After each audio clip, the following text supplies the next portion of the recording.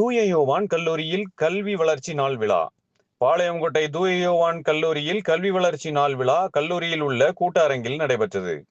நிகழ்ச்சிக்கு தூய யோவான் கல்லூரி தாவரவியல் துறை உதவி பேராசிரியர் டார்வின் பால் எடிசன் வரவேற்புரை நிகழ்த்தினார்.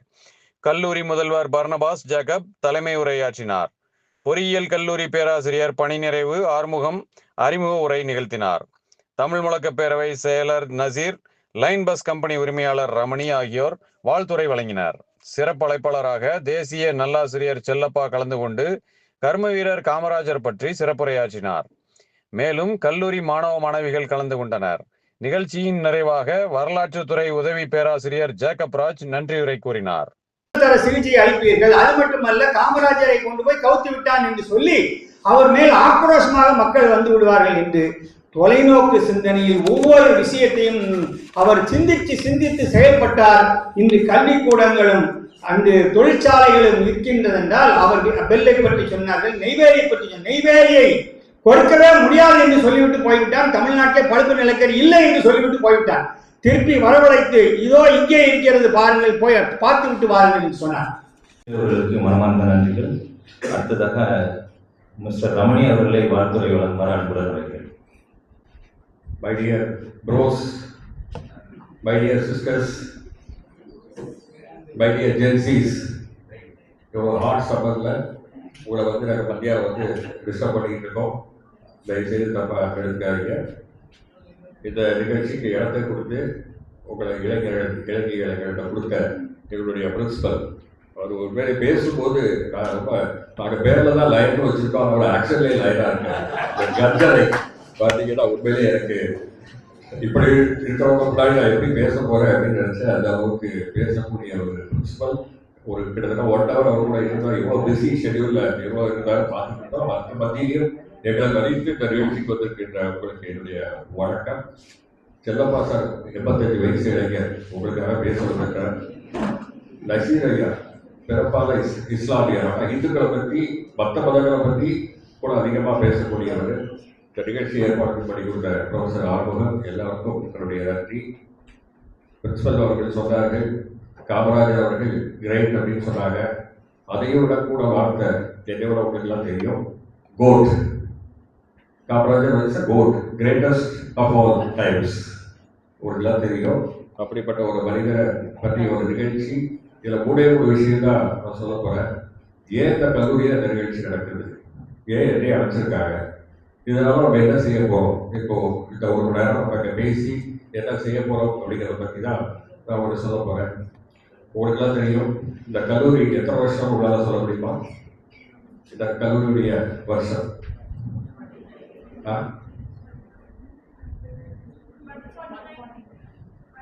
கரெக்டாக சொல்லுங்க. The best of my knowledge 146 years old. அதாவது இந்த கல்லூரி வரலாறு பார்த்தீங்கன்னா 1844 கிறிஸ்டியன் மிஷனரி சொசைட்டியால் ஒரு பிரைமரி ஸ்கூலாக தான் இங்கே ஆரம்பிக்கப்பட்டது. அது பிறகு 1978 இது ஒரு ஹை ஸ்கூலாக மாற்றப்பட்டது. அது பிறகு 1880 தான் இது ஒரு முழுமையான கல்லூரியாக உருவாச்சு. முதல்ல இந்த கல்லூரி குற்றாலம் ஒரு டவுனில் தான் இயங்கிட்டு இருந்தது. அதுக்கப்புறம் 1897 இது கொண்டாடப்பட்ட பகுதிக்கு வந்தது. இந்த பிரசன்ட் இடத்துக்கு 1918 இருந்து இந்த கல்லூரி இயங்கி கொண்டிருக்கிறது. ஐ திங்க்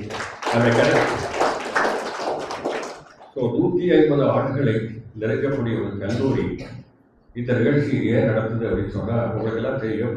இந்த தமிழ்நாடு எஜுகேஷன் டே, கல்வி நாள் அப்படிங்கிறது கல்லூரிக்காக ஏற்படுத்தப்பட்டது அல்ல, அது பள்ளிகளுக்காக ஏற்படுத்தப்பட்டது. செப்டம்பர் 12, 2006 தமிழ்நாடு அரசாங்கம் பள்ளிகளில் தான் இந்த நிகழ்ச்சியை நடத்தணும்னு சொல்லி ஆரம்பித்து 20 வருஷமாக நடந்துகிட்டு இருக்கிறது. ஆனால் இன்றைக்கி இது கல்லூரியில் நடத்துவதற்கு காரணம் வேர்களை பறக்கக்கூடாது, நாம் ஆரம்பத்தை பறக்கக்கூடாது என்பதை உணர்த்துகின்ற வகையில் தான் வாழ்க்கையில் நம்ம முதல்ல எப்படி இருக்கிறோமோ நம்மளுடைய பழைய நினைவுகளை பழைய வாழ்க்கையை மறக்கக்கூடாது என்பதை உணர்த்தும் விதமாகத்தான் இந்த கல்லூரி இந்த நிகழ்ச்சி நடத்தப்படுகிறது என்று நான் நம்புகிறேன் என்பதை நீங்களும் உணர்ந்து கொள்வீர்கள் என்று நினைக்கிறேன். இந்த நிகழ்ச்சிக்கு என்னையே அழைச்சாங்க அப்படின்னு உங்களுக்கெல்லாம் ஒரு சந்தேகமாக இருக்கும். அவங்களாம் ஐயா அவர்கள் கர்ம வீரர் காமராஜரோட நெருங்கிய தொடர்பில் இருந்தவர்கள், பழகியவர்கள். ஆனால் எங்களை பொறுத்தவரை, எங்கள் குடும்பத்தை பொறுத்தவரை எனக்கு 3 தாரகத்தைகள், 3 பேர். என்னோட அப்பாவுடைய இளைய சகோதரிகள் 3 பேர். அவங்க வந்து செயின்ட் இக்னேஷியஸ் கான்வென்ட்ல 1965 படித்து கொடுக்குறாங்க. அதில் ஒரு அத்தை உயிரோட இருக்காங்க. அவங்க 70 வயசு நெருங்கியிருக்காங்க.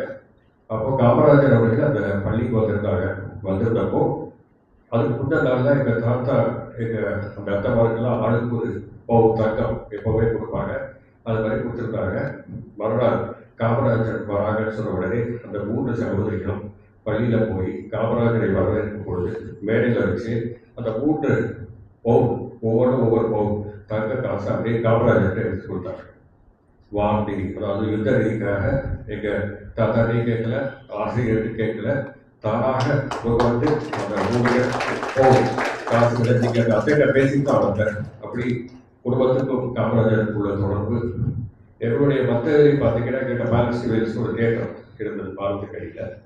அப்போது காமராஜர் தலைவராக இருக்கிற வரைக்கும் திருநெல்வேலி காங்கிரஸ் கமிட்டி கூட்டங்கள் எல்லாமே அந்த பேலஸ்ட் வேல்ஸ் திரையரங்கத்தில் இலவசமாக நடத்த அனுமதித்திருந்தார்கள்.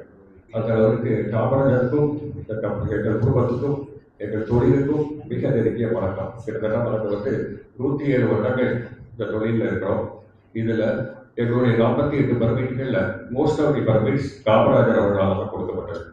இதே மாதிரிலாம் இல்லை, கிராண்ட் பர்மிட்ஸ், அதாவது இப்போ முதல்வர் சொல்ற மாதிரி லஞ்சங்களோ எதுவோ கொடுக்காமல் நேரடியாக காமராஜரால் கொடுக்கப்பட்ட பஸ் பர்மிட்கள்லாம் இன்றைக்கும் அவர் நிறைவாக நாங்கள் இயக்கிக் கொண்டிருக்கிறோம் என்ற முறையிலே நான் இந்த நிகழ்ச்சியை கலந்து கொள்வதில் கடமைப்பட்டிருக்கிறேன் என்று நான் உணர்கிறேன். அடுத்ததாக இந்த நிகழ்ச்சி எதுக்காக பண்ணுறோம்? காமராஜர் வந்து தமிழ்நாட்டில் 12,000 பள்ளிக்கூடங்களை ஏற்படுத்துகிறார். அவ்வளோத்துக்கும் கட்டமைப்பு வசதிகளை ஏற்படுத்துகிறார். அவருடைய காலத்தில் தமிழ்நாட்டுடைய படிப்பறிவு லிட்ரஸி ரேட் 7% இப்போ 38%. அப்போ அவரால் 7லேருந்து 38 கொண்டு வரப்பட்டது.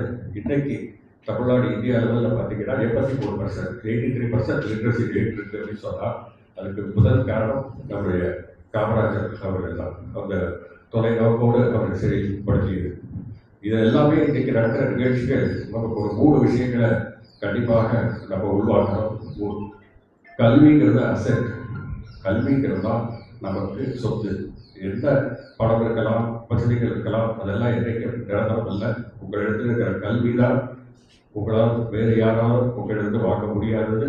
உங்களை நீங்களாகவே சுயமாக வாழக்கூடிய தைரியத்தை கொடுக்கக்கூடியது அந்த கல்வி. அதனால் கல்விங்கிறது ஒரு அசெட், கல்விங்கிறது ஒரு உரிமை, இட்ஸ் அ ரைட். இன்றைக்கும் உலக அளவில் 25 கோடி குழந்தைகள் படிப்பில்லாமல் இருக்கிறாங்க. 76 கோடி மக்கள் இந்த படிப்புலாம் என்னன்னே தெரியாமல் இருக்கிறார்கள். அவங்களெல்லாம் படிக்க வைக்க வேண்டிய கடமை, அவர்களுக்கு உரிமையை மீட்டுக் கொடுக்க வேண்டிய பொறுப்பு நம் அனைவரிடமும் இருக்கிறது. அதே போல கல்வி இஸ் சேஞ்ச் மேக்கர். கல்வி எந்த விதமான மாற்றங்களை எல்லாம் ஏற்படுத்தும் அப்படிங்கிறது இப்போ அதுவும் உங்களை இளைஞர்களால் மாற்றப்படும் அப்படிங்கிறது நீங்களே பார்த்துட்டு இருக்கீங்க. அதை சொல்ல வேண்டிய அவசியம் இல்லை. அதனால் இளைஞர்களாக நீங்கள் படிக்கிறீங்க.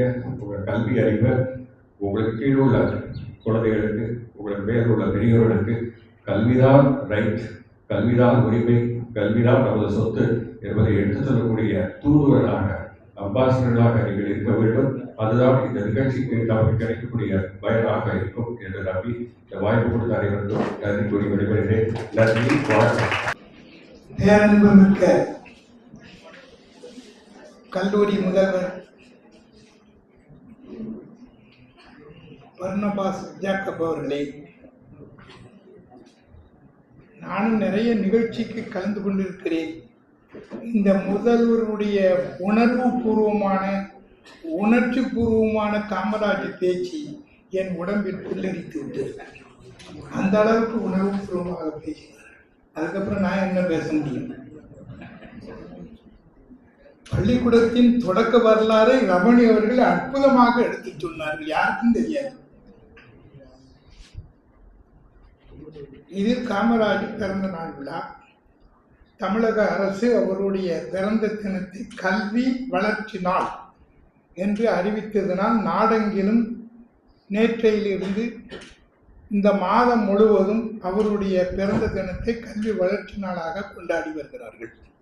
அந்த அடிப்படையில் நேற்று தான் எனது பேராசிரியர் ஆறுமுகம் அவர்கள் ஐயா அவர்கள் முதல்வரை சந்தித்து ஒரு 24 மணி நேரத்தில் இந்த நிகழ்ச்சியை அற்புதமாக ஏற்பாடு செய்திருக்கிறார்கள். முதல்வர்களுக்கு இருக்கிற வேலைப்பளு, இன்னைக்கு இருக்கிற நிகழ்ச்சியில் இருக்கிற பளு அதிகம். இந்த நிலையில் பெருந்தலைவர் காமராஜை பற்றி நாம் பேசுவதற்கு சந்திப்பதற்கு வந்திருக்கிறோம். பெருந்தலைவர் காமராஜ் நாடு சுதந்திரம் பெறுவதற்காக போராடிய ஒரு அற்புதமான தலைவர் காமராஜ். 9 ஆண்டுகள் சிறைச்சாலையில் இருந்தவர் சுதந்திர போராட்டத்திற்காக. அதன் பின் அவருடைய உழைப்பால் உயர்ந்து உயர்ந்து உயர்ந்து உயர்ந்து தமிழ்நாடு காங்கிரஸ் கமிட்டி தலைவராக 1942 ஆனார். அது ஒரு பெரிய பதவி. 42 நான் நிறைய சுருக்கி சொல்றேன், ஏன்னா காலத்தின் அருமை கருதி நான் 20-25 நிமிடத்துக்குள் முடிக்க வேண்டும் என்று சொல்லியிருக்கிறார்கள். அதற்குள் அவருடைய சாதனையை நான் சொல்ல வேண்டும். ஆக இந்த சுதந்திர போராட்டத்தில் இருந்தபோது 1944 தமிழகத்தில் பிரதமர்களை நியமிக்கின்ற அதிகாரத்தை பெற்றவர் காமராஜ்.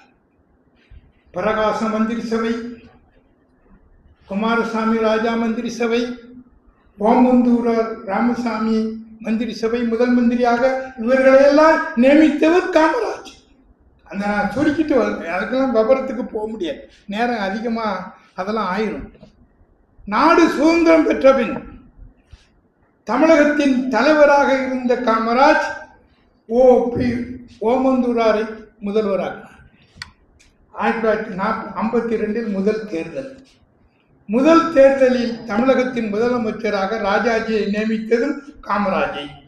அந்த காமராஜி 1952 54 வரை தமிழ்நாடு காங்கிரஸ் கமிட்டி தலைவராக இருந்தபோது ராஜாஜி அவர்கள் குலக்கல்வி என்கிற ஒரு திட்டத்தை கொண்டு வந்ததால் அவர் மாற்றப்பட்டு தமிழகத்தின் முதலமைச்சராக 1954 ஏப்ரல் 14 சித்திரை மாதம் 1 தமிழகத்தில் முதலமைச்சராக காமராஜ் வந்தார்.